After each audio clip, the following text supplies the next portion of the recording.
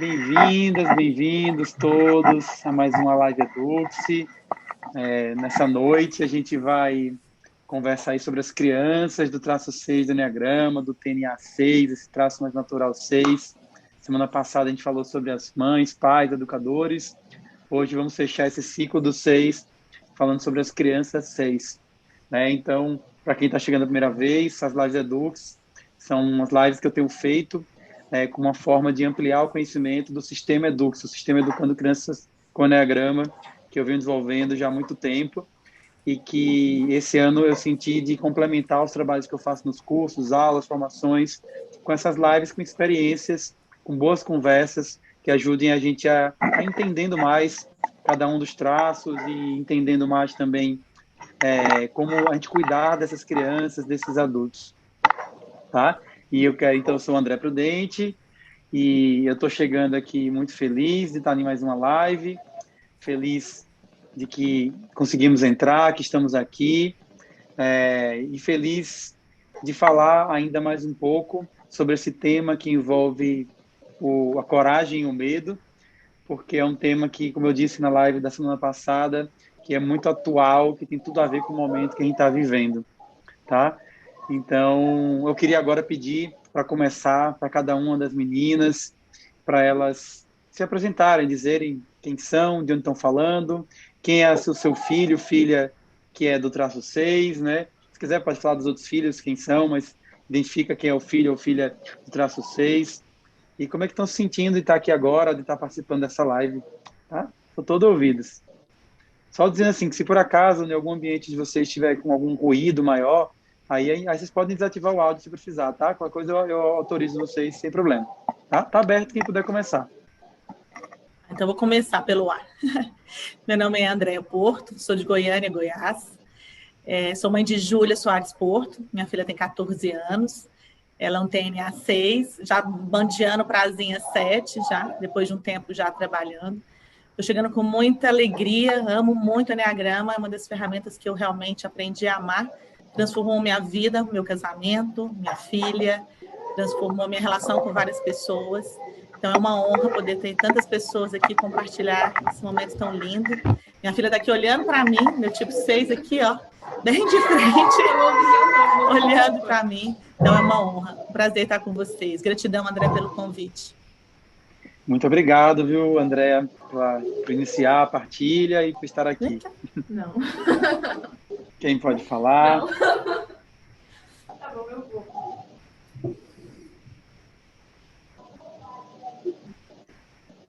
Regiane, Letícia. Posso ser eu, pode sim, Regiane.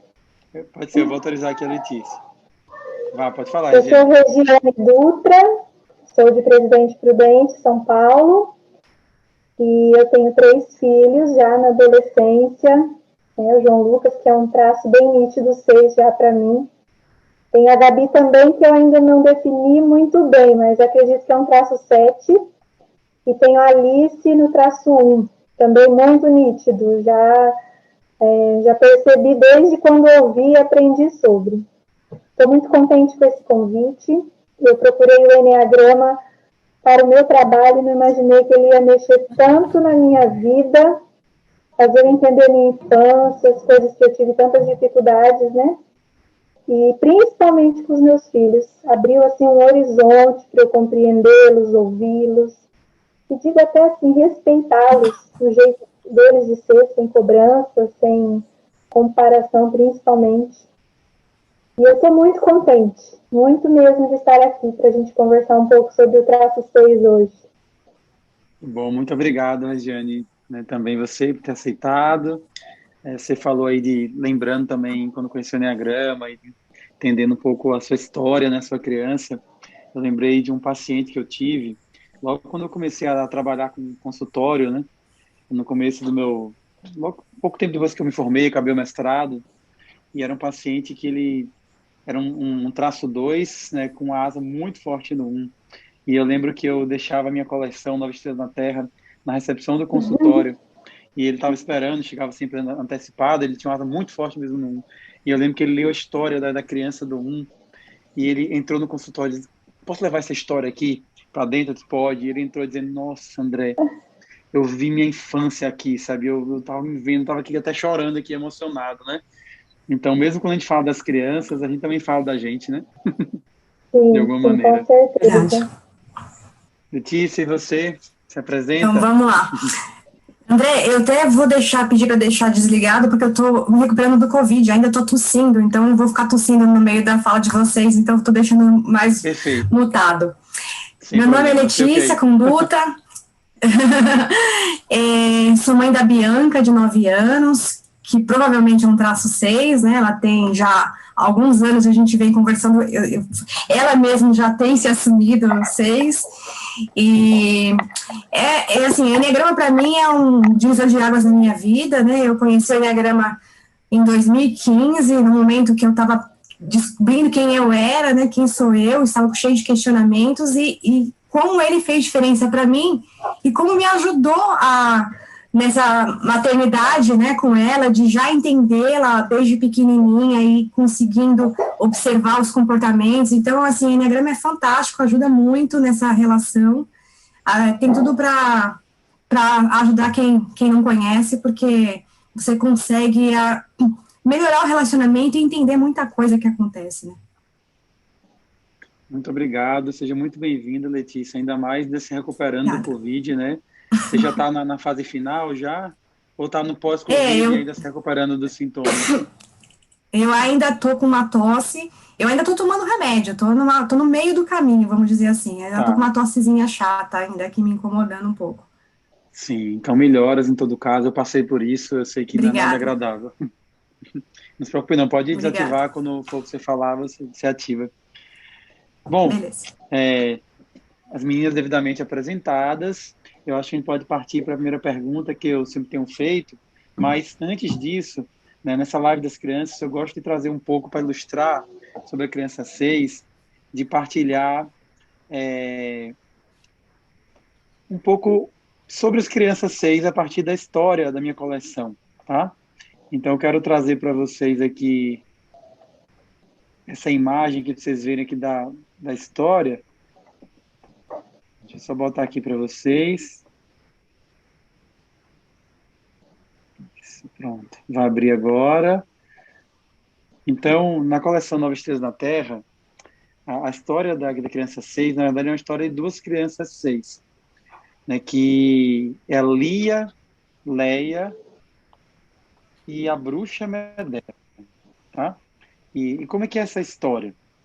Essa história, ela conta que tinham duas irmãs, a Lia e a Leia, que, como eu falei na live passada, no traço 6, a gente tem essas duas reações que existem, né, e que em algumas pessoas do 6 existe mais uma reação, em outra mais a outra, em outras é mais misturado, que é a relação de reagir ao medo, negando o medo de alguma maneira, tentando não ficar preso nele, então se entra numa reação mais ousada, intrépida, né, que é a reação da Leia, essa irmã aqui, que é representada pela Leia, por esse personagem, e a reação da Lia, que ela fica mais acovardada diante das situações que desafiam, que deixam insegura, tá? E qual que é a história, então? São duas irmãs e os pais vão viajar e eles dizem que elas vão ter que ficar durante esse tempo na casa da tia Medeia, que era uma tia já mais velha, uma tia que vivia sozinha e que ela era conhecida por ser um pouco ranzinza, meio brigona, reclamar, né? Então, quando os pais dizem que vão ficar na casa da tia Medeia, ali ela já começa, ai meu Deus, a tia Medeia, não, pelo amor de Deus, não é possível, eu não quero o pai, e entra no processo todo assustado, enquanto a Leia disse, não é ela que venha, eu vou enfrentar ela, eu não quero nem saber, e começa a entrar numa reação dessa. Até que chega o momento delas irem, quando chega na porta da casa, elas não querem entrar, entram nessa mesma reação, a Lia com medo, a Leia, né, dizendo, eu vou enfrentar, aí elas escutam a porta abrindo, a tia chamando, e aí já vem um medo na Ana Lia, a Leia já começa a sentir um calor no corpo, né, como se fosse enfrentar essa tia. E a situação é o seguinte, elas estão tomando banho, a tia dá um grito chamando para jantar, dizendo assim que elas não estavam respeitando, que ela estava demorando e que elas não entendiam. E as duas descem e a Leia já toda atacada, já preparando para se defender dela. E quando ela responde à tia de uma maneira um pouco grosseira, impetuosa, essa tia começa a chorar. E quando ela começa a chorar, as duas acabam sentindo uma compaixão e vendo que tinha um sofrimento por trás daquele comportamento ranzinza, né? E quando acontece isso, elas se aproximam da tia, abraçam a tia, acolhem, e essa tia, na verdade, que parecia que era uma bruxa, entre aspas, ela acaba virando como se fosse um anjo, uma fada, quer dizer, não um anjo, uma fada, né? E a partir desse momento, elas têm momentos maravilhosos juntas, e quando os pais vão buscar, elas nem queriam ir embora. E qual é o aprendizado que Lia e Leia têm, né? De que, no fundo, elas estavam criando uma imagem da tia, que não era o que a tia era realmente, e que, ao ficar presa nesse medo, e cada uma reagindo desse jeito, elas não conseguiam sentir o amor. E que, no fundo, o remédio para o medo era elas se conectarem com o coração delas e se conectarem com o amor. E eu parto desse ponto, né, porque já tem muito tempo que eu formei uma visão sobre o medo, de que o medo realmente, o contrário do medo, é o amor. Não no sentido assim, não o contrário do medo, vamos dizer assim, de que o contrário do amor não é isso, não. O contrário do medo, não. O contrário do amor, o que atrapalha o amor não é o ódio, não é a raiva que vira ódio, mas sim o medo. O que impede a gente de amar é o medo.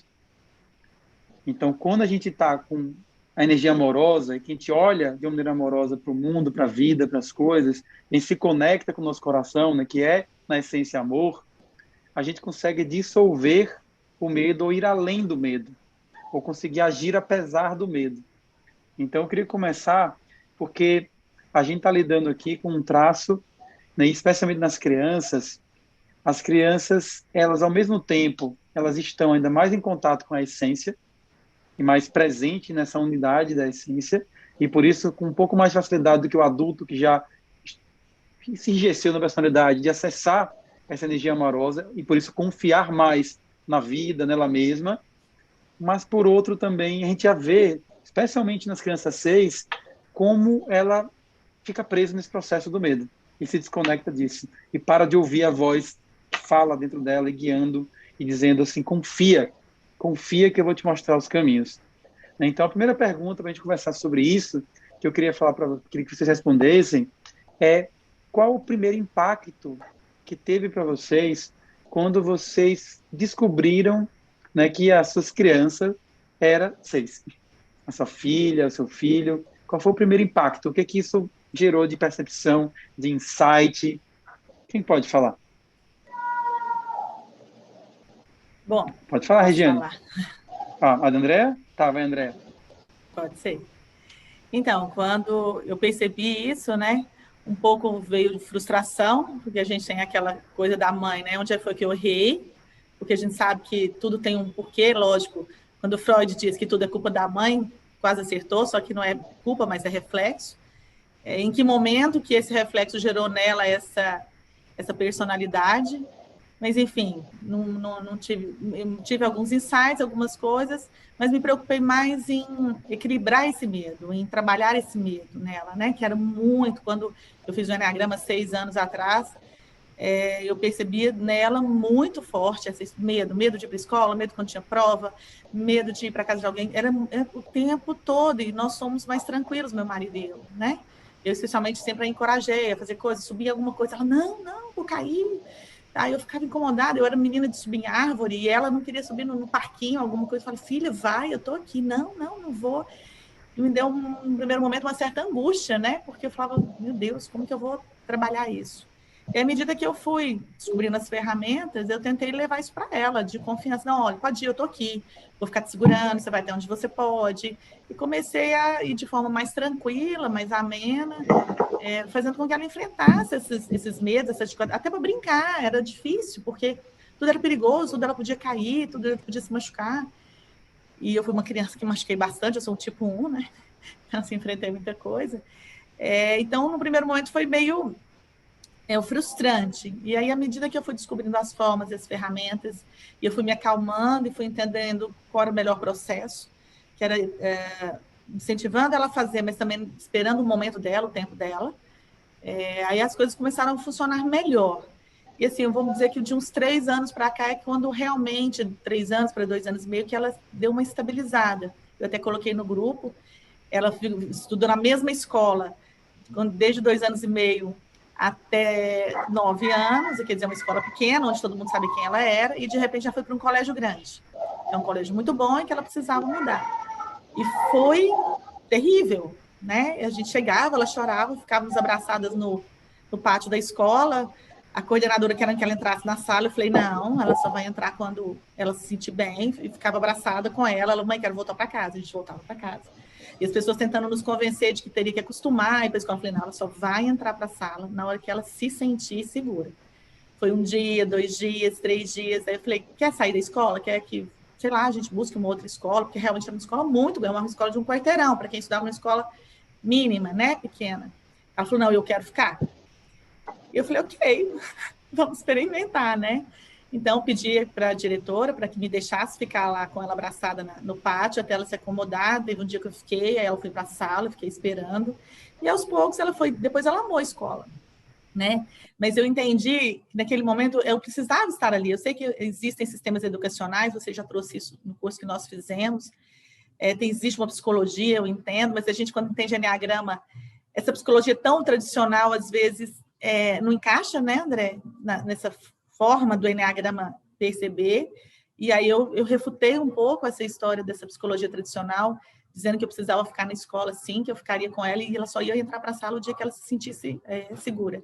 E assim foi, ela está na escola já há 5 anos, pedia para ficar na escola o dia inteiro. Então, assim, eu entendi que o processo dela era mais lento, assim, de se sentir segura, de saber que não, beleza, você quer ir embora, vamos embora. Então, eu não obriguei ela a ficar. Então, eu percebi que ela ficou mais estável. E aí ela foi crescendo nisso tudo, em várias outras situações.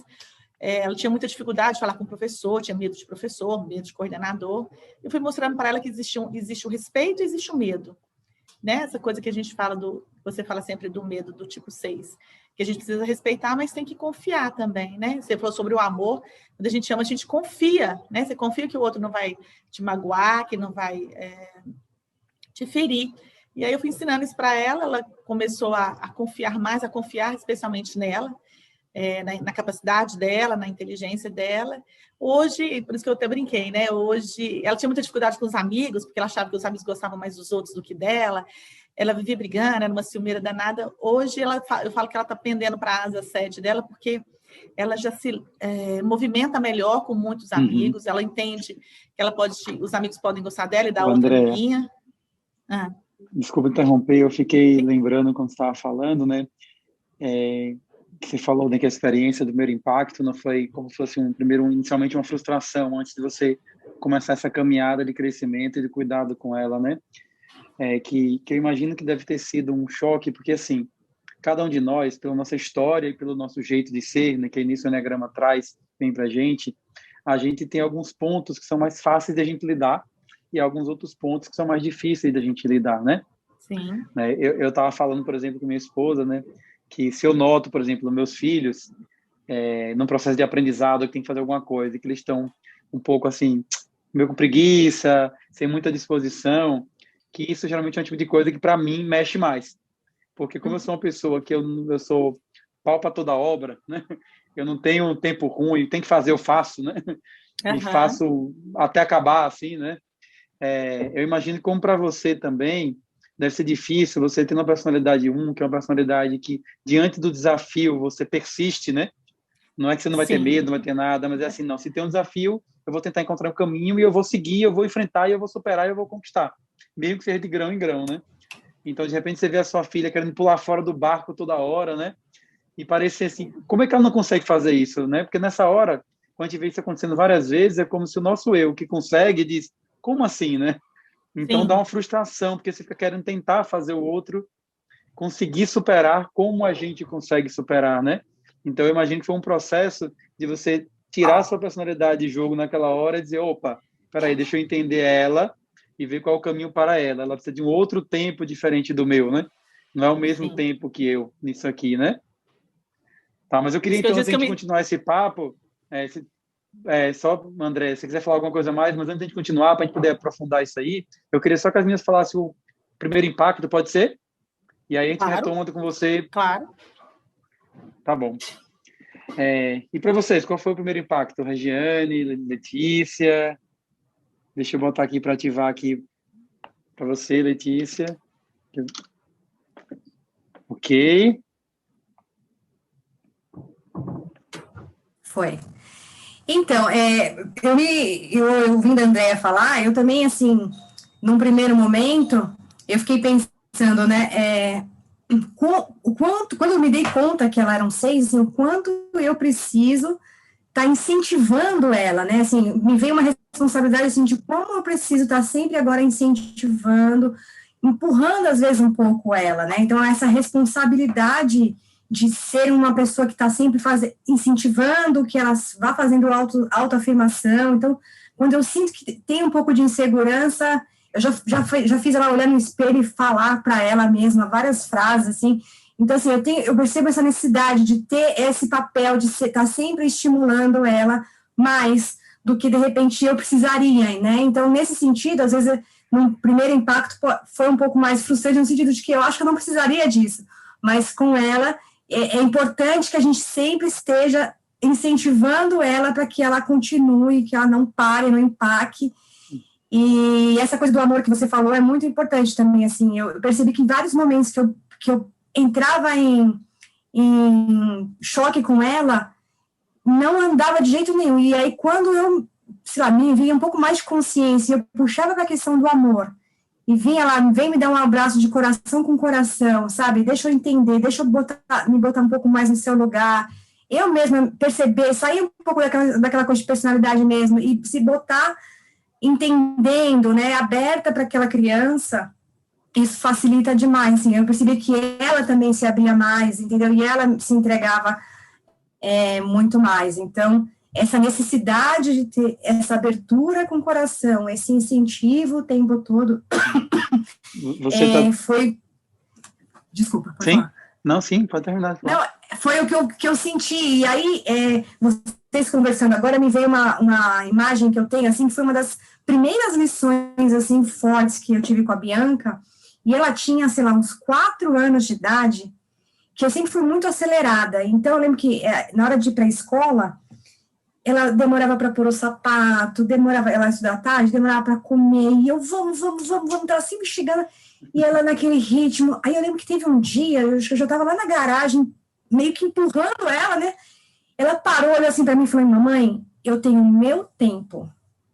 Foi um tapa na minha cara tão grande, porque assim, e é verdade, e aí eu percebi o quanto eu estava querendo colocar ela na minha rotina, na minha velocidade, né?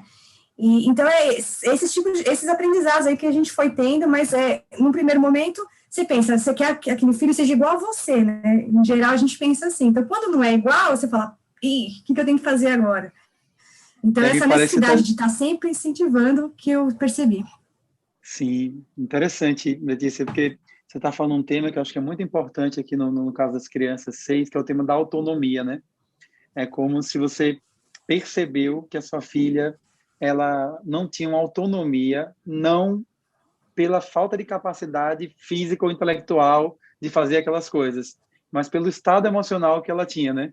Coisas que para você era tão natural e para tantas outras pessoas é tão natural já ir fazendo sozinha, né?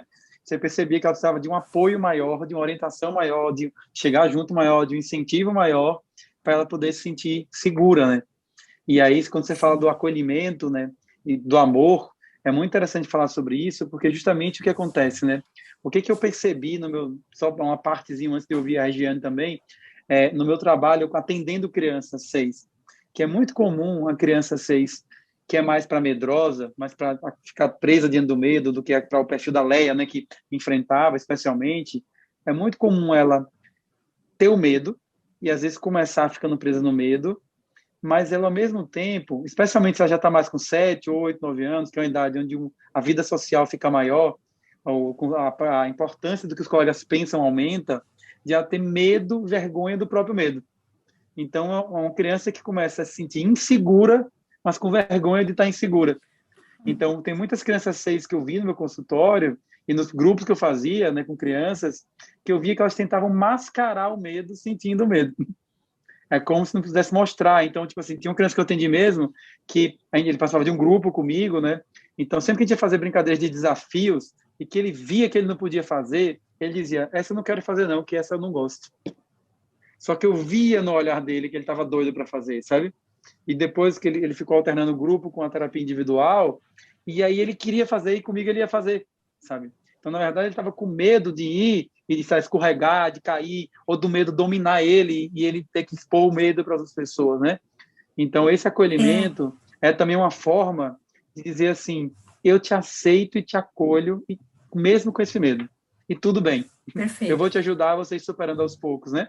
Me parece que é isso que você sempre foi fazendo, que eu acho que a André também disse de outra maneira, que foi trabalhando, né, também. E você, Regiane? Me conta aí, como é que foi o primeiro impacto para você? Foi semelhante com as meninas? Foi diferente? Chato, deixa eu autorizar você. Tá. Pronto. Pode falar. Para mim, foi assim uma revelação. Quando eu ouvi você explicar o traço 6, daquele jeitinho seu que você fala da criança, né? Então, de forma tão natural, eu cheguei até a respirar, sabe? Assim, falei, gente, eu encontrei quem é o João. Porque eu já vivia a frustração antes. Como eu sou terapeuta de criança e adolescente, que eu sempre me cobrei muito, que até uma coisa que você falou uma vez e me marcou, porque eu sou muito assim. Eu vivo aquilo que eu falo. Eu busco muito isso. Então eu pensava, gente, o único filho menino que eu tenho, como que ele vai ser medroso? As meninas, corajosas ao extremo. A Gabriela, que é a mais nova, ela pula num parque de diversão, pula lá daqueles brinquedos de, sei lá, 60 metros, numa boa. E eu falo, gente, o único menino da minha casa, como assim? Isso era uma cobrança tanto minha quanto do meu marido. Então, acho que eu passei até por duas fases. Quando eu não era terapeuta e eu cobrava essa questão, ele é menino, tem que ser corajoso, né? Depois que eu me tornei terapeuta, eu tive esse olhar para a criança, então, só que eu não alcançava o que fazer ali, eu não alcançava uma técnica, sei lá, um pensamento, eu não conseguia. E quando eu ouvi os traços do Enneagrama e fui me aprofundando nisso, aí eu percebi que estava tudo certo, que não tinha problema. E aquilo foi um alívio tão grande, tão grande. E aí eu pensava assim, sabe, conforme você foi explicando o traço 6, ao invés de achar ele medroso, eu fui achando ele corajoso. Porque ao mesmo tempo que ele tem todos esses medos, eu até contei alguns do João, né? Depois eu vou falar aqui melhor disso. Ele tem todos esses medos assim, meio aleatórios, mas ele é corajoso para ajudar um amigo. Se ele vê alguém correndo risco, nossa, ele vira uma onça. Então, assim, ele tem outras coragens, né? E no Enneagrama eu consegui ter esse olhar. Eu esperava aquela coragem antes disso tudo, antes dessa cortina se abrir. Eu esperava a coragem de enfrentar barata, coragem de subir na altura, e não era isso. Então, para mim, foi desvendar um segredo, sabe? Foi respirar e dizer assim, tá tudo certo. É essa sensação que eu tive. Que legal, você vê como o bom de uma roda de partilha, né, é que ela vai inspirando a conversa e os outros pontos, né. Tiveram dois pontos que eu fiquei aqui pensando. Um deles é que existem diversos tipos de medos, né, e de coragens. E outro, que tem a ver com o que você estava falando no começo, pensando, né, olha só, a construção que a gente tem sobre o papel do masculino na vida, né? Então, o homem é corajoso para enfrentar barata, essas coisas e tal, né? E por que eu estou falando isso? Porque me trouxe uma reflexão em relação a dois traços, duas crianças de dois traços, que é a criança 2, que já foi falado aqui em outro momento, e as crianças 6. O que acontece? Os meninos 2 e os meninos 6, que crescem aonde essas visões que a gente recebeu da nossa cultura, né, são muito fortes, muitas vezes eles têm que abafar mais o que eles sentem. Porque um menino sensível, no meio de um monte de menino que está incentivado a não ser sensível, ele percebe rápido que ele não pode mostrar a sua sensibilidade, né? Do mesmo jeito que um menino que tem medo percebe que para os outros meninos ele não pode mostrar medo. Porque é como se ele fosse menos menino por ser sensível e ter medo, né? Então, que bacana você poder perceber esse padrão, né? Antes de você descobrir outras coisas, outras visões de mundo, e depois você entender, caramba, não, ele é corajoso, que é outro ponto que eu lembrei, né? É de que existe diversos tipos de coragem. Uma coisa que eu aprendi é quando alguém fala, fulano é medroso, fulano é tímido, fulano é isso. Sempre tem que vir a outra pergunta logo depois disso. Depois que falam isso, a pergunta é, com qual régua ele é medroso? Com qual régua ele é tímido? Com qual régua você está medindo isso? Entende?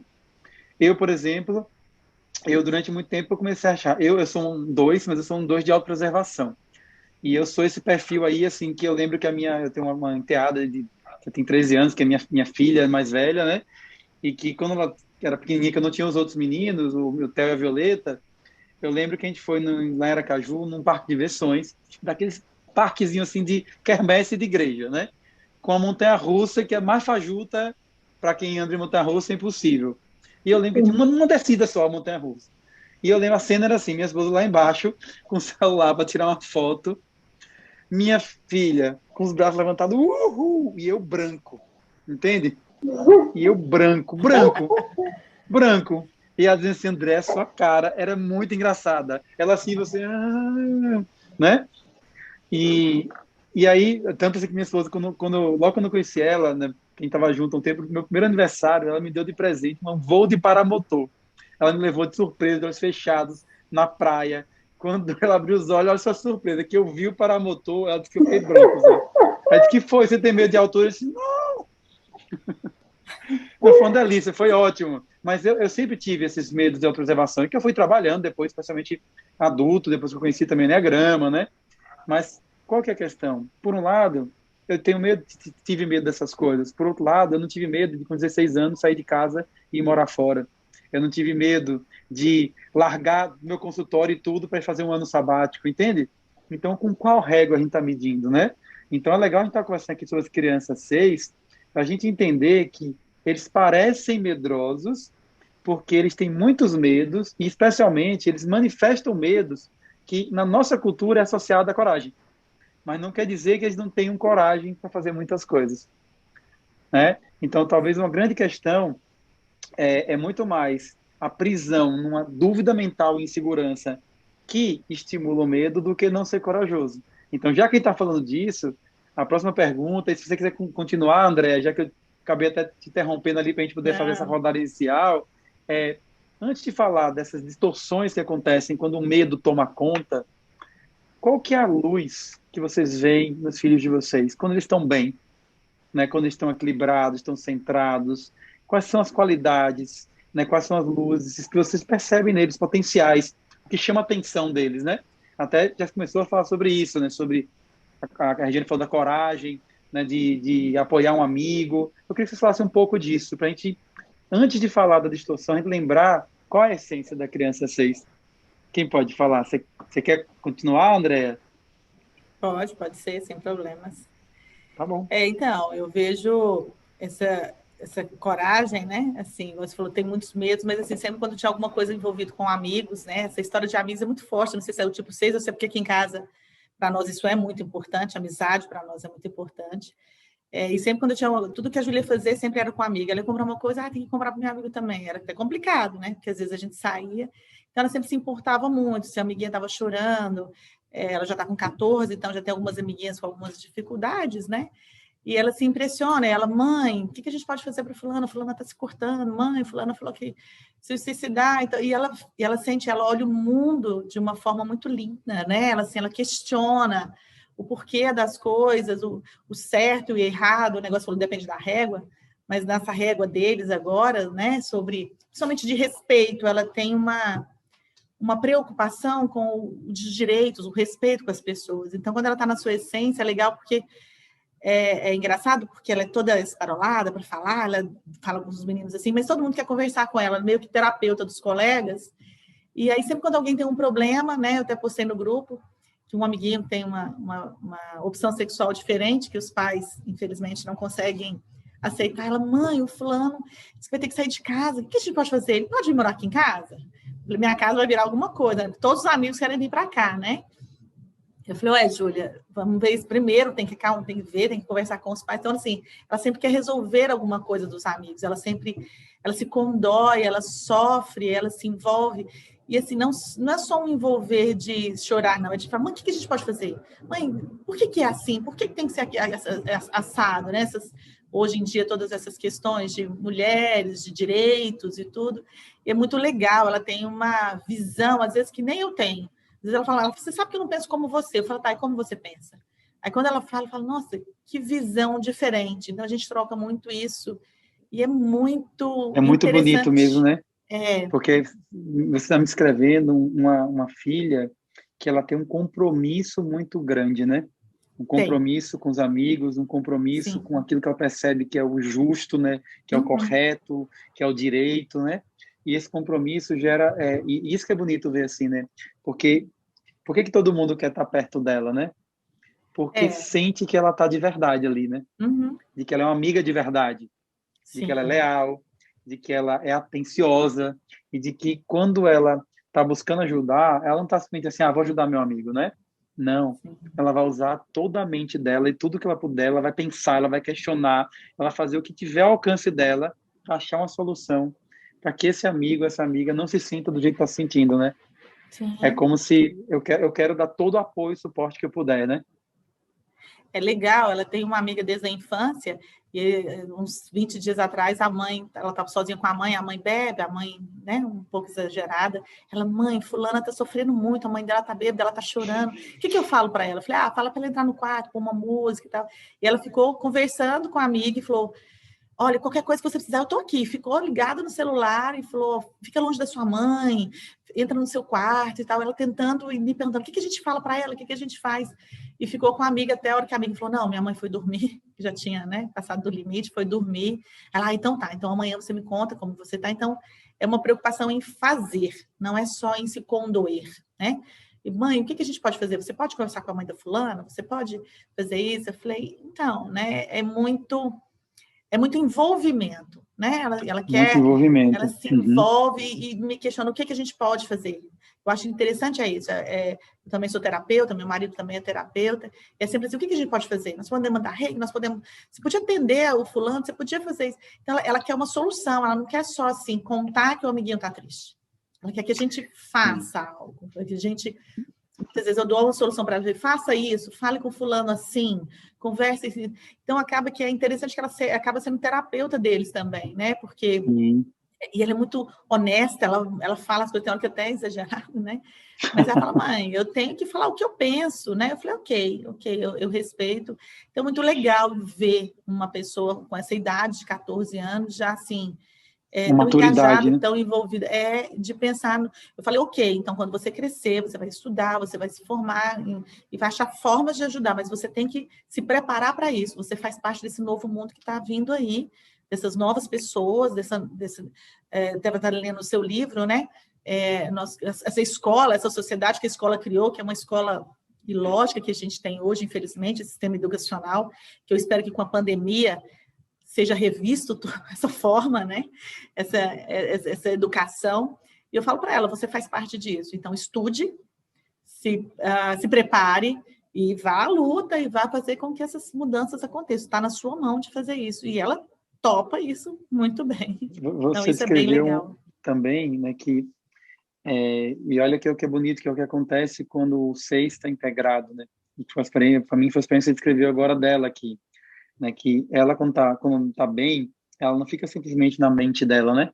Ela consegue se conectar afetivamente com o coração, ela consegue pensar ideias, né? E pensar caminhos, e ela vai para um fazer, né? Para um fazer para poder ajudar de verdade. E é justamente essa integração que é perdida quando vai para a personalidade e que o medo toma conta, né? Mas muito obrigado, Andréa. Quem pode falar também percebe... Regiane, tá bom. Vamos lá. Pode ativar. Eu que fui ouvindo a Andréia, eu já fui aqui matutando também, porque é muito parecido, né? E eu acho que um pouco essa fase da adolescência hoje, eles são muito verdadeiros, muito justos, né? Parece que eles buscam muito por essa justiça. E aí, juntando aí com esse traço 6, Porque o João, ele é assim, aonde ele está, ele é um imã. Todo mundo dá risada. Quando ele está na essência, ele é engraçado. Tudo que ele conta, todo mundo dá risada. Se ele conta as coisas que acontecem em casa, todo mundo dá risada. Ele consegue, aqui em casa mesmo, de vez em quando ele conta umas coisas dele, ou ele faz umas comparações com o filme que a gente está assistindo, me compara um personagem. Então, ele, na essência, ele tem uma alegria natural.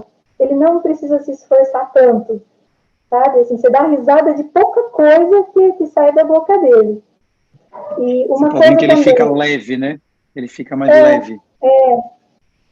E uma coisa que eu reparo também, quando ele está na essência, é essa questão de compromisso mesmo com o outro, né?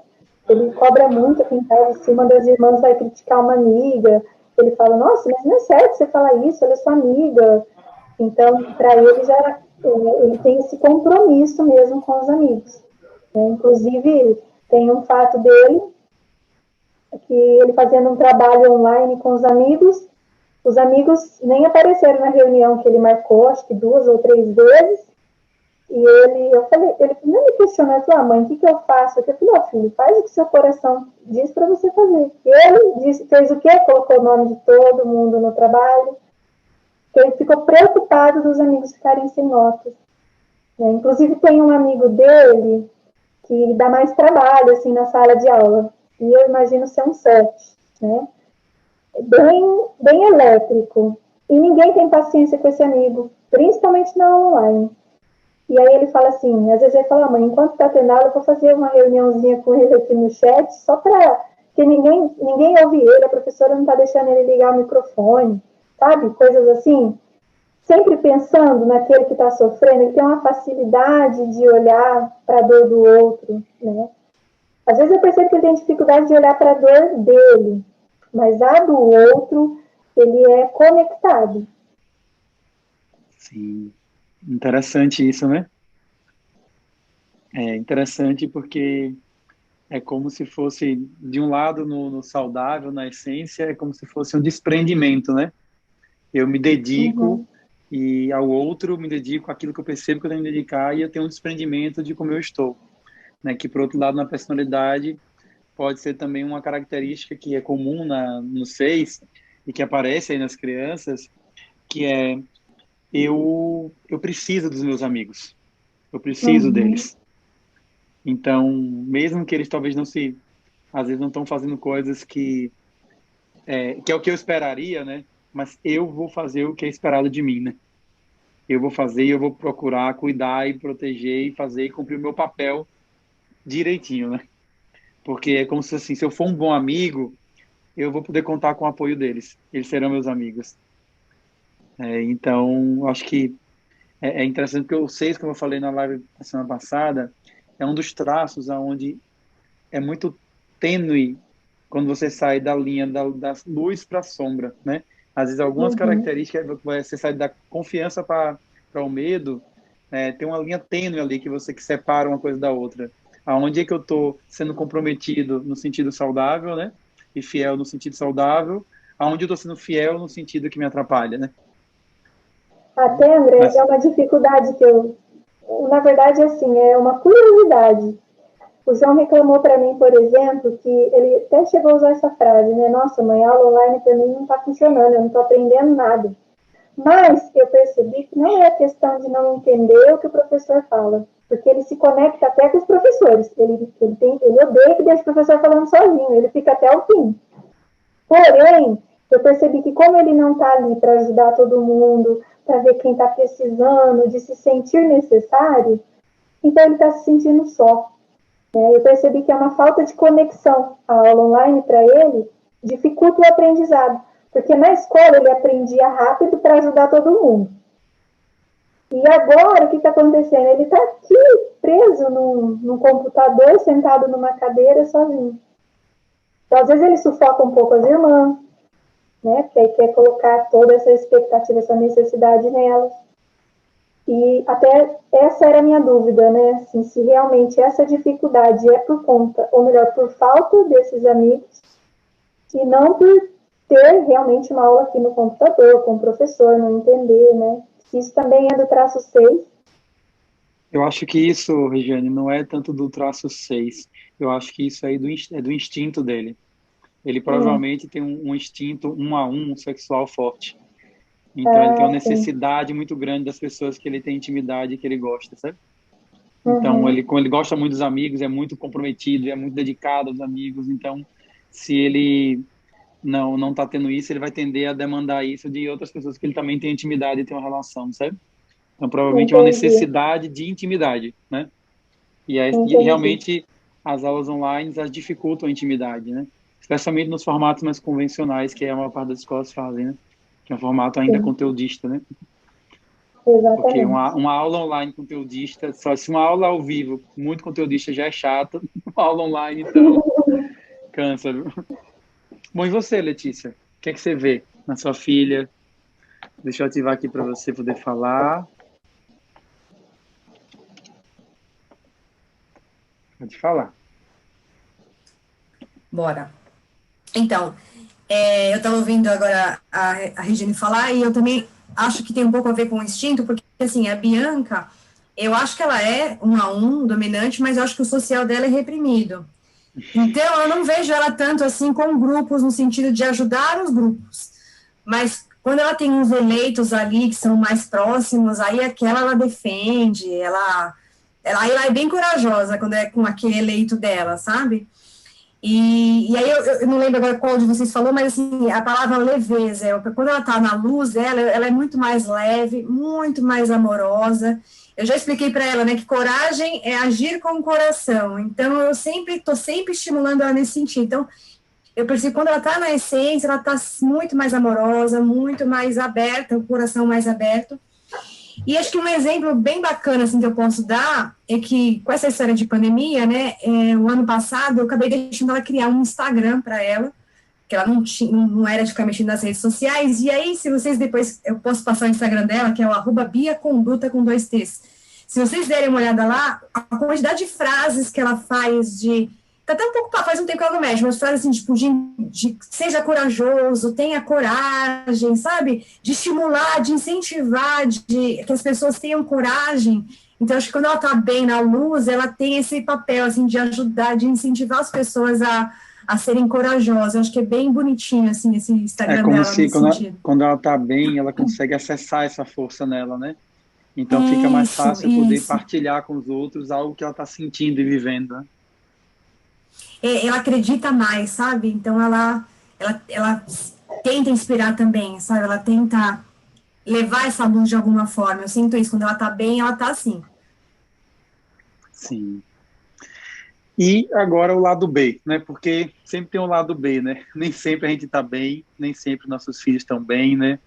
Vocês até partilharam algumas coisas quando falaram do impacto ali de descobrir, né? Que eles são 6. Mas o que que vocês percebem que mais chama a atenção de vocês quando eles não estão bem? O que que esse medo acaba provocando, que você vê que é o ponto que tem que estar ajudando eles a ir cada vez mais aprendendo a lidar? Vou aproveitar que já tá aberto o meu... Eu Tá. acho assim, quando ela não tá bem, ela fica muito mais insegura, totalmente sem confiança, e aí ela precisa de muito mais incentivo e muito mais empurrão, vamos dizer assim, né? Então ela fica... Eu acho que é basicamente isso, ela fica muito mais insegura e mais sem confiança, sem acreditar. Tipo aquela coisa, não dá. Eu odeio isso, que eu fico brava quando ela fala isso. Não dá, ou não consigo, sabe? Sem se propor a tentar, às vezes. Quando ela tá empacada, então é nessas horas que eu sinto uma necessidade maior de trabalhar com ela. Então, quando ela não tá bem, o que eu mais percebo é que ela dá uma empacada, fica insegura e não confia nela mesma. Essa insegurança gerar essa sensação de não capacidade, né?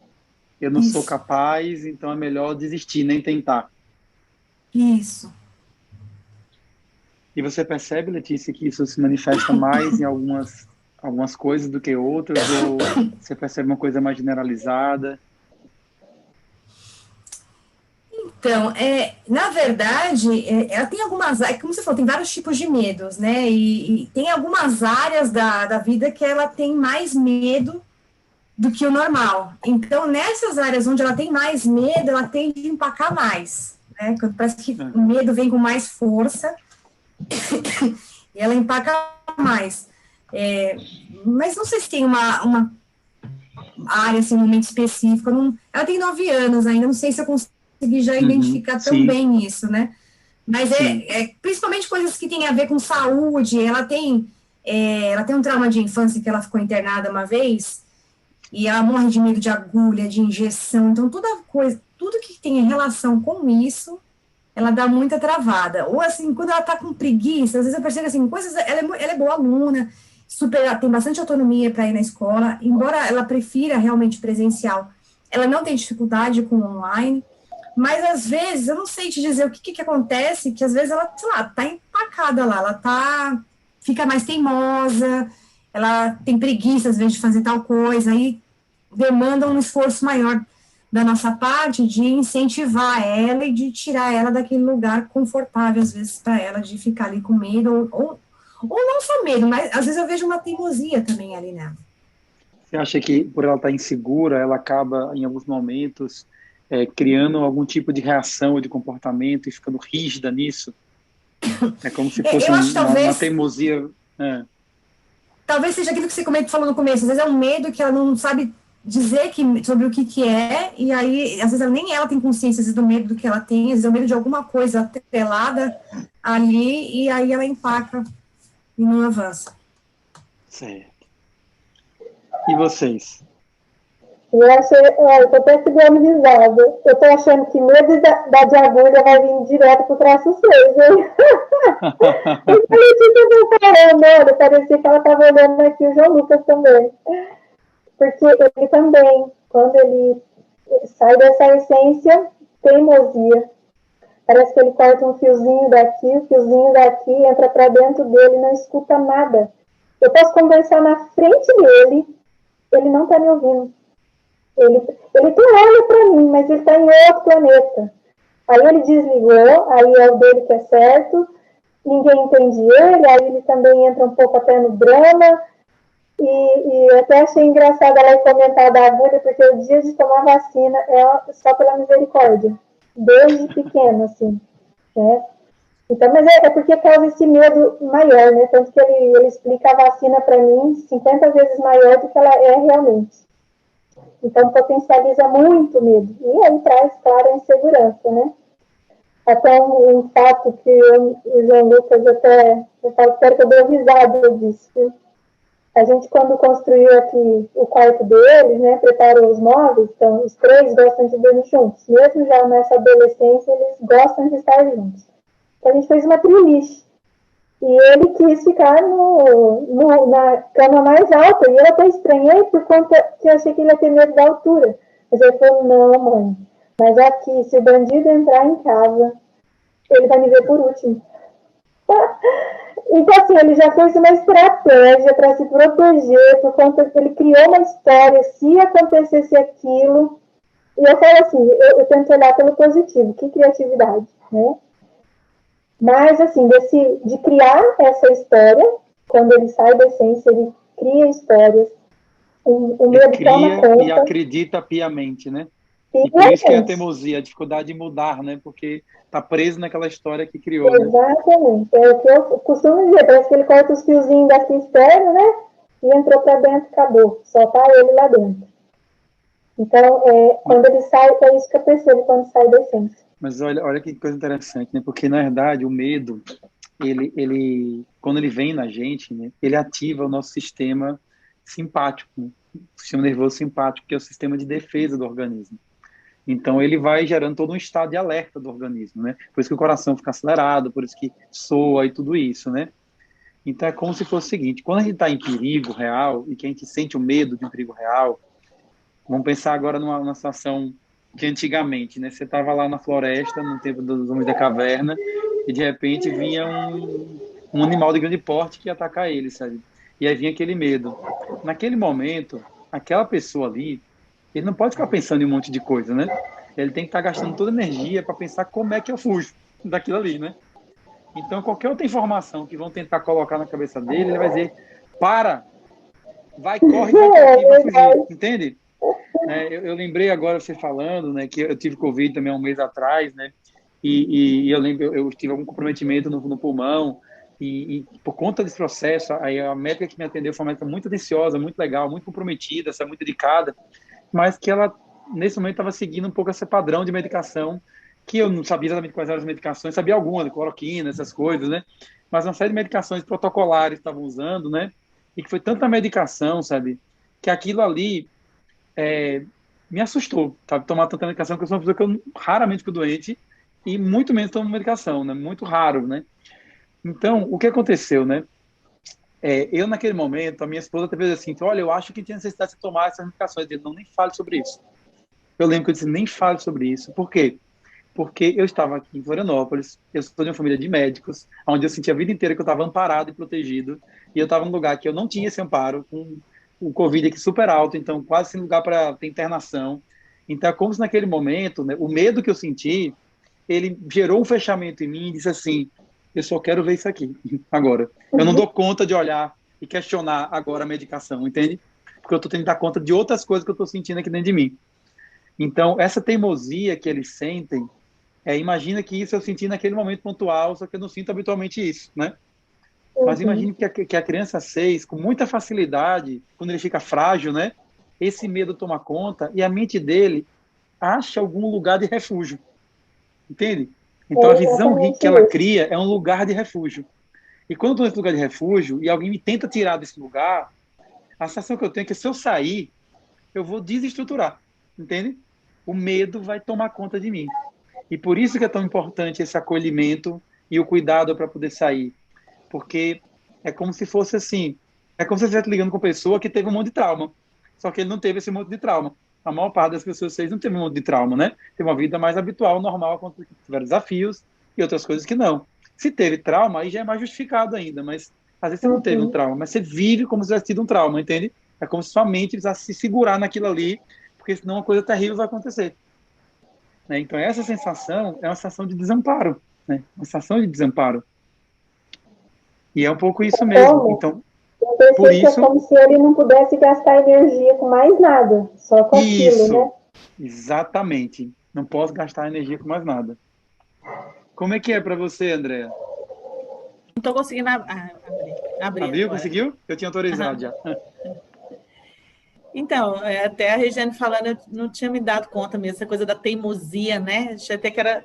Minha filha é taurina, essa coisa da teimosia, do drama, né? A gente brinca, né, que ela não precisa nem fazer arte, não, que ela é contratada. E tem isso mesmo, quando você fala que desliga, agora eu estou me dando conta mesmo. Olha que assim, você fala com ela, fala assim, nem lembrei. Eu falo, como assim? Eu acabei de falar com você, assim, parece que ela se desliga, igual você falou, a Regiane falou, parece que desliga 2 fiozinhos, você fala, ela te olha, passa porque ela, ai mãe, nem lembro, assim, como se estivesse fora total do ar. Eu falo, por que você não pode obedecer, né? Ela assim, ela não, quando a gente dá uma ordem, ela não vai contra aquela ordem, mas assim, naquele momento, exatamente, faça isso agora, ela, tá, fala, Júlia, agora, tá, Júlia, é agora. Então, assim, aí eu falo, gente, como é difícil, ela tem essa dificuldade daquele momento. Há um tempo atrás, meu marido colocou de castigo, já tem um tempo, ela era mais nova, ela não saía do castigo, mas ela ficou no quarto dela, sentou na soleira da porta e ficava assim, olha só, vocês estão aqui, eu estou aqui sozinha, vocês me deixaram aqui, essa é minha família, olha o que vocês estão fazendo comigo. E aí começou a fazer um drama, eu fui deitar, falei, Vitor, resolve isso, eu vou deitar. Aí eu deitei. Eu falei, olha lá, ela lá está dormindo, olha que ela lá está dormindo. Eu fiquei assim, gente, essa menina está fora de si, né? Que ela falando de mim, ela falou assim, olha lá, ela está dormindo, e eu estou aqui, de castigo. Ela não saiu do quarto.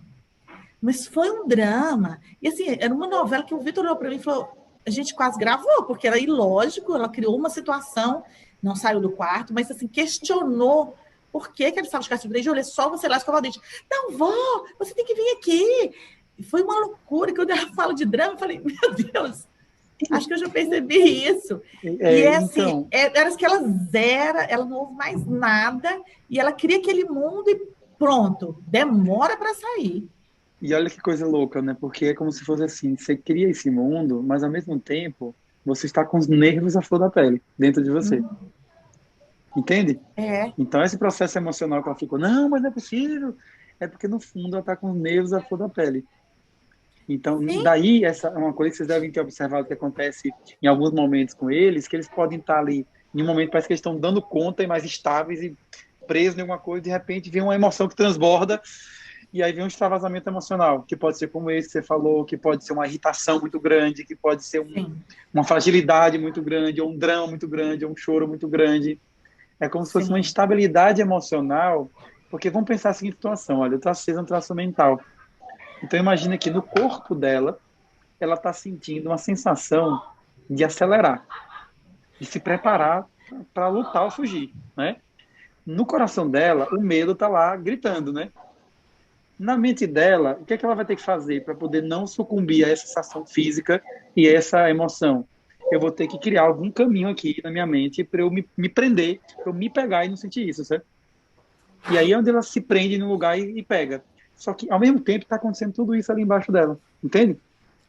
Então, do mesmo jeito que ela pode estar ali, em um certo momento, racional, e argumentando, e questionando, e falando, né? E fazendo, em outro, ela pode o tiro sair para a culatra, escapar a emoção, sabe? Escapar a sensação, e aí ela não consegue e ela vai para um outro tipo de processo emocional. Vocês percebem isso nos filhos de vocês? Uma passividade, né? Parece que, assim, eles entram na inércia, assim, de não se movem, não conseguem fazer ela, não, eu não consigo, e não sai, é estranho mesmo. Sim, é isso mesmo. Bom, eu percebo que... Pode falar, Regiane. Desculpa. Letícia, vai, Letícia. Até você falando disso, né, de conseguir equilibrar o que está aqui dentro, o coração, o corpo, reação, eu percebo que, assim, ele só queria dizer para mim, mãe, não quero ficar sozinho. Mas ele não consegue, porque acho que não raciocina, não para pensar, então ele faz o drama, vira teimosia, aí briga com todo mundo, aí esse drama, mas ninguém se importa comigo, ninguém vem, ninguém fica comigo, estou aqui sozinho, aí faz... Ele não consegue só raciocinar, né? Não quero ficar só e conseguir expressar, né? É quase como se fosse assim, né? Eu tô aqui sozinho e você deveria estar me apoiando e me dando suporte e me ajudando a não sentir isso que eu tô sentindo, né? Porque você é minha mãe, você é meu pai, você tem que estar aqui. Você ia falando alguma coisa, né, Letícia, também? Eu percebi que nesses momentos, quando entra nesse drama, tudo, a melhor coisa que eu percebi que funciona aqui em casa é deixar ela ter o tempo dela, e aí vai passar lá uns minutos, e aí ela vai se acalmar, e aí vai voltar, e como se quase nada tivesse acontecido. Porque todas as vezes que ela começa a dar algum chilique nesse sentido, e eu vou querer bater de frente com ela, aí piora, aí vira um negócio muito maior. Então, eu já aprendi que a melhor maneira de lidar com ela é dar o tempo dela se acalmar, dela realmente se centrar novamente, e aí as coisas funcionam. Sim, eu acho que é isso mesmo. Bom, estamos chegando aqui para o final do nosso tempo, então eu queria pedir assim para cada um de vocês falar uma fala final que vocês quisessem, alguma coisa que vocês queiram partilhar, ou mais alguma história, ou uma mensagem, ou o que vocês sentirem, né, de partilhar, para ver se eu conseguia abrir para alguma mãe ou pai que esteja aqui, que tenha um filho 6, dizer como é que está sentindo, como é que foi, ouvir essas histórias. O que vocês gostariam de deixar como mensagem final? Eu lido com muitas pessoas, crianças também. Por isso que eu falo que depois que eu conheci o André, né, fiz o curso em dezembro e vi esse caminho do Edux para criança, venho falando muito isso para muita gente, para vários especialistas, para várias pessoas. O olhar do pai para o filho é muito importante, né? Você mesmo falou, você tem 3 filhos em casa, cada um funciona de um jeito. E eu faço parte de um grupo de mães que todo mundo quer filhos alinhados, todo mundo tem que... igual a Regiane falou, essas meninas são corajosas, eles têm que ser... E assim, para os pais começarem a olhar, por isso que eu falo que o Eneagrama é uma das ferramentas mais amplas que você se vê, você vê o outro, vê o outro, vê o outro, e percebe a diversidade, que cada um tem um movimento, né? Igual a Letícia falou, eu dou tempo lá para a Bianca e tal. É para os pais, assim, olharem mesmo, né, para os seus filhos, perceberem qual é a essência, qual é a personalidade, o que ele precisa. Os filhos estão precisando muito de acolhimento. Eu vejo crianças hoje muito novas tomando remédios, muitos medicamentos, muitos diagnósticos que não são não é que não são aquilo, eu sei que a classe médica precisa de um diagnóstico, né? Mas algumas vezes é apenas falta do pai olhar, do pai dar aquela atenção, do pai perceber o que está faltando e não necessariamente de uma medicação, de um tratamento mais tradicional, né? Você faz parte disso. Então, sim, o meu pensamento é que a gente olhe para os nossos filhos, especialmente todo mundo que está nesse grupo com certeza tem filho, ou tem neto, ou tem algum interesse em olhar para as crianças, olhar, como você falou lá no início, com amor, e que cada um se manifesta de uma forma, e o que a gente pode é acolher essa forma e descobrir qual é a melhor maneira de harmonizar essa criança, de levá-la realmente para a sua essência. E isso faz bem para a criança, mas faz bem para a gente. E o nosso planeta só vai realmente conseguir fazer o que ele está sendo planejado para ser um planeta melhor quando nós, que estamos numa reunião como essa, olharmos para cada um de um jeito e respeitarmos e acolhermos a essência, a personalidade de cada um. Muito obrigado, Andréia, pela sua partilha nessa live, pela sua mensagem final, por ter estado aqui. Uma honra. E vocês? Para mim, com o Enneagrama, eu descobri que, vou falar assim, Deus, porque é no que eu acredito, né? Se Deus deu um todo, para que eu quero ser só um pedaço? Então, isso é o que eu tenho buscado no Enneagrama.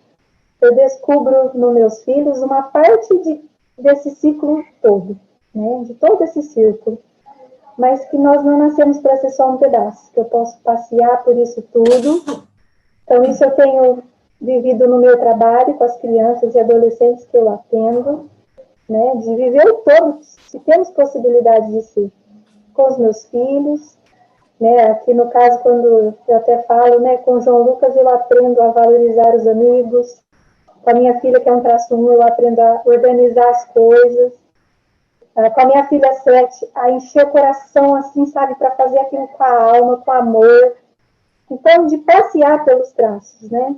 De ver que nós somos um todo e que a gente pode contribuir para o mundo, né? Que eu aqui em casa vivendo tudo isso, estou tão longe de vocês, mas olha o quanto a gente conseguiu emanar esse carinho aí para todo mundo, amor, compreensão, né?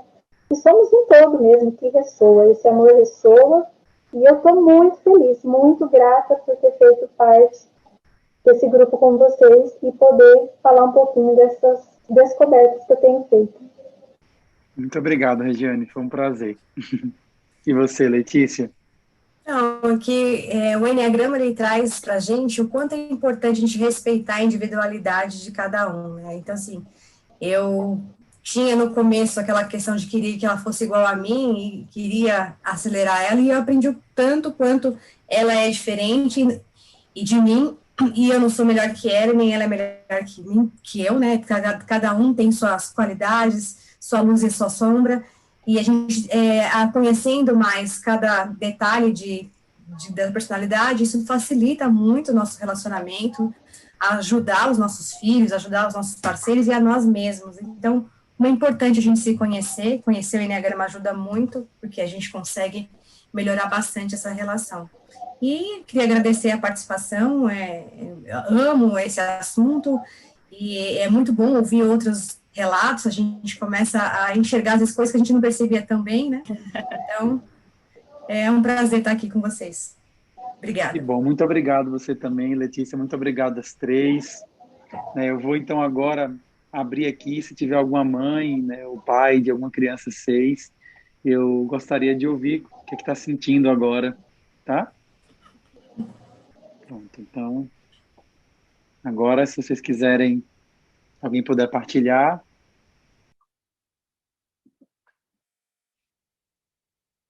Daqui a alguns segundinhos para ver se tem, porque às vezes não tem, ou às vezes também pode estar mais tímida, tímido.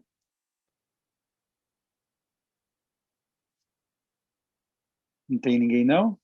Que tem um filho, uma filha 6, hoje. Bom, não tem problema, né? Por isso que a gente tem as convidadas para a gente poder conversar, né? Sabendo que tem os filhos 6 mesmo.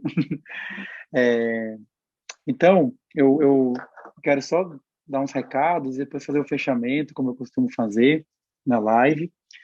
E o primeiro recado, então, é só falar assim, que as outras lives que aconteceram, que foram as duas do traço 1, as duas do traço 2 e a das mães 6, elas já estão lá no meu canal do YouTube, né, que é Dux, Educando Crianças com Enneagrama. Então, quem não assistiu e quiser assistir, basta ir lá, né? Quem quiser também indicar para alguém ver, né? Que lembrou de alguém que tem um filho ou que é daquele traço, né? Que é mãe ou pai. Então, vocês podem ver diretamente lá no canal. E se quiser ficar sendo avisado sempre que a live for postada, basta se inscrever no canal e ativar as notificações. E também dizer assim que agora também tem outra forma de vocês entrarem em contato com o conhecimento da live, porque eu já estava para fazer isso e agora, essa semana, eu consegui, já está funcionando também. Eu vou divulgar isso pela lista de transmissão, mas eu também estou transformando as lives em áudio e eu estou incluindo no podcast que eu comecei agora, que está nas principais plataformas de podcast, né? Tem umas 8 plataformas diferentes que estão com podcast, que é o podcast Eduxi, tá? Então, já essas primeiras lives já estão todas lá. Então, quem quiser... Eu, particularmente, sou um amante de podcast, né? Eu aproveito, vou levar cachorro a passear, vou lavar a louça e fico ouvindo podcast, né? Acho que é uma maneira muito prática de você ganhar conhecimento, aprender, né? Então, para quem gosta de aproveitar o tempo, né, para ouvir alguma coisa interessante, pode, em vez de ver, também pode ouvir, tá?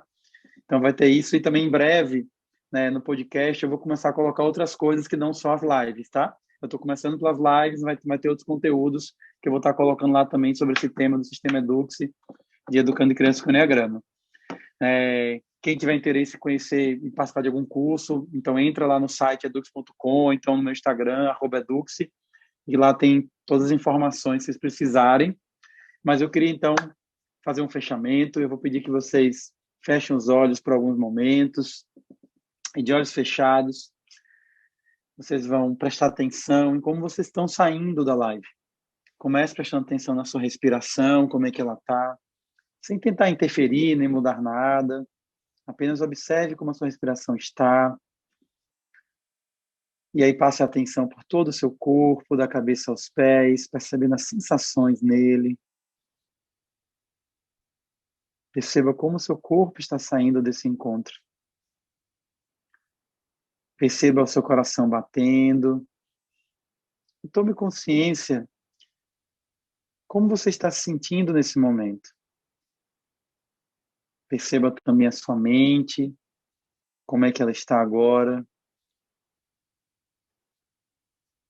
E toma consciência de o que mais te marcou dessa conversa hoje.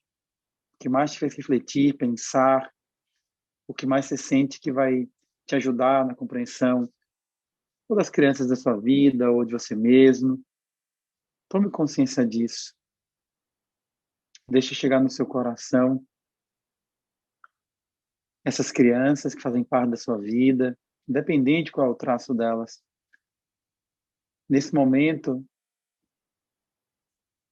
lembra quantas vezes elas sentiram medo.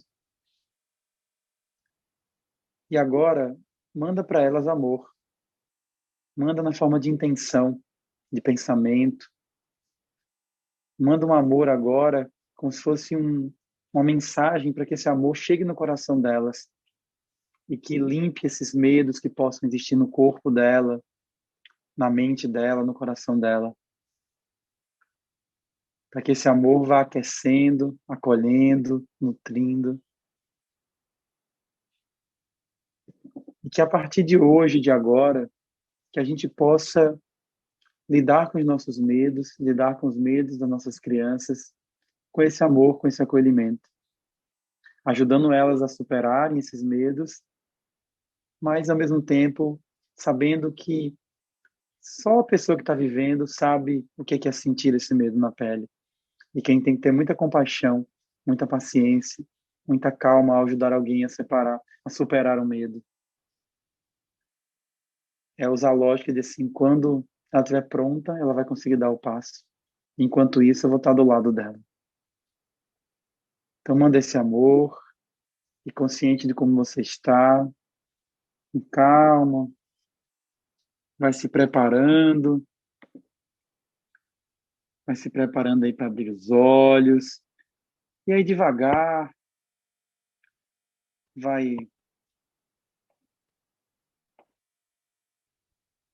Vai abrindo os olhos. Eu vou só compartilhar uma coisa aqui com vocês, para fechar. Que essa charge, volta, Dinho, você vai se machucar. Melhor voltar, não dá. Preciso ir atrás dos meus sonhos. Eu acho que o medo, ele é a principal coisa que muitas vezes impede a gente de a gente ir atender as nossas necessidades, de fazer aquilo que precisa ser feito, né? E eu acho que quem é mãe, pai de uma criança 6, tá o tempo todo cuidando para que esse medo não paralise as ações deles nessa direção, né? Então, que a gente possa conseguir dar todo esse apoio, todo esse suporte, todo esse acolhimento para que as nossas crianças, especialmente as crianças 6, possam conseguir dar esse passo aí que o Dinho deu, né? De enfrentar o medo e de ir atrás dos sonhos deles. Afinal, a gente não tem que ir sem medo, a gente tem que ir apesar do medo. Então, um bom descanso para todas, todas.